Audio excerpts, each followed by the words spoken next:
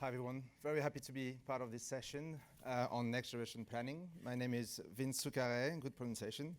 I'm the Principal Solutions Consultant at Xandr. And in the next 10 minutes, I'll be talking about linear TV, which is, as you know, bought and sold in a very specific way, making it very different from digital.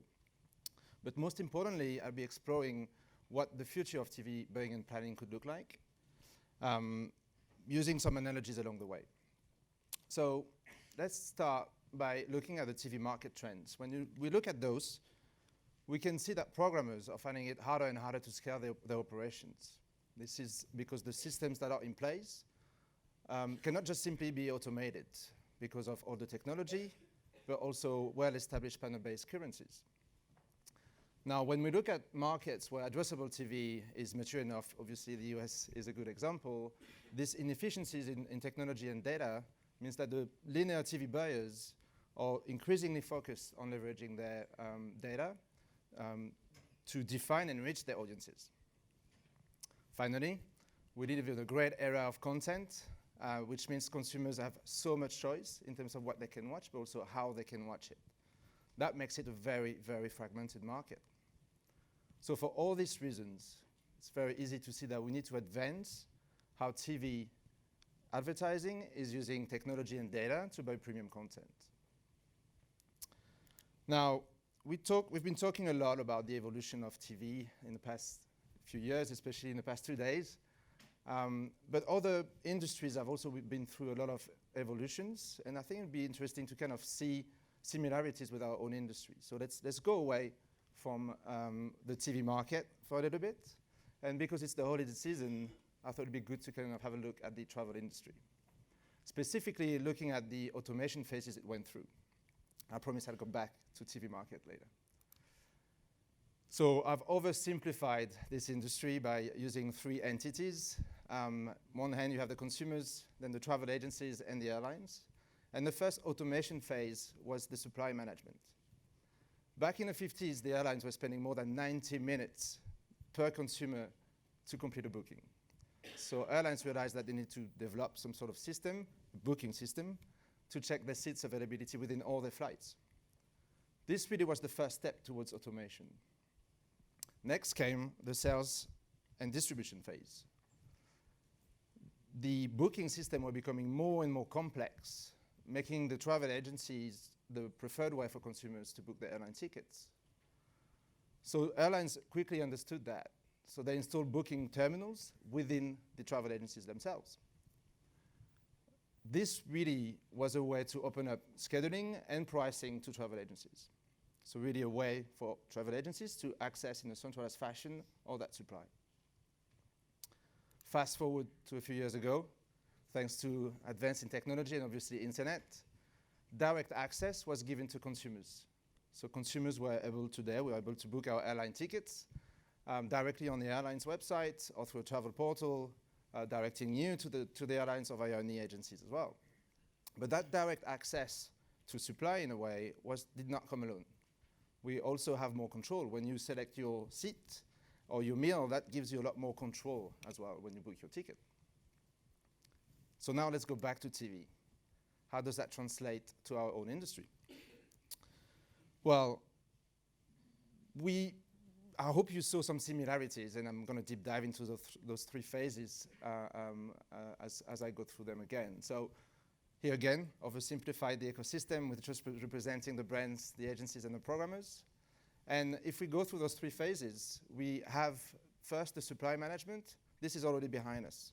Programmers have developed their own linear booking system or using third parties in some cases. So we can just consider that it's done.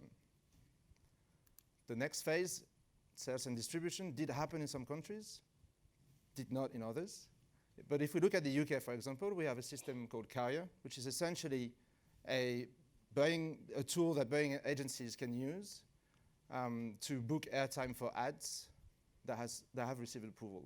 So here again, kind of a centralized access to supply given to agencies. You see the similarities?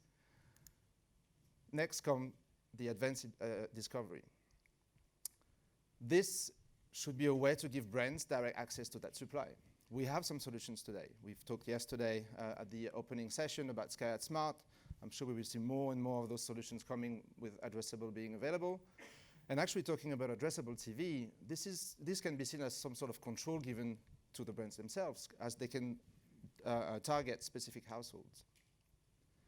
But really, the holy grail of the advanced discovery phase would be to have an open platform that gives both brands and agencies access to not only linear supply, but also cross-screen delivery. This is the holy grail. Now if we zoom in into what it would look like, this is what Xandr is building. It might look very complicated, so let me run you through it. It all starts on the right with the consumers and making better advertising for them. Now, if you go all the way to the left, this tool, this platform that we're building, will help TV buyers reach all their audiences at scale across all inventory types with a single workflow. As for the supply, we'll be able to add it as they come available, and therefore the inventory as well. This open platform, omni-channel buying and planning tool, sits right in the middle of it, but can only exist thanks to the most powerful of all assets, the data. This data will not only help TV buyers discover and execute, but also optimize the campaign. This platform is built around 3 themes. It's an audience-based buying platform that will bring simplicity and automation where it can. But as I said, it will bring better data in one platform to reduce the cost of matching and the time it takes to activate. This is a huge pain point in the US when we talk about addressable TV right now. This platform will help you scale reach. Scaling reach, as we know, is very hard on TV alone, but when you want to add digital or cross-screen delivery, the challenge of operating on a singular audience is even more difficult. And this is why you need one single platform that connects to the whole ecosystem. Finally, this platform will bring you aggregated data and measurement tools that should reduce time it takes in linear. Usually it takes weeks, actually, thanks to automated workflows, simplified data entry, and API integrations. The TV ecosystem is becoming more and more complex. At least that's what some people say. Some might not agree. But in any case, with markets evolving towards addressable TV and data-driven linear, we think it's our mission to simplify it and give simplified tool sets to help both demand and supply. To conclude, I would say that we are in the advanced discovery phase now, but it can only happen with collaborations and partnerships. This is it for me. I'll be around all day. If you want to know more and discuss about it, I'll be happily discussing with you. Thank you.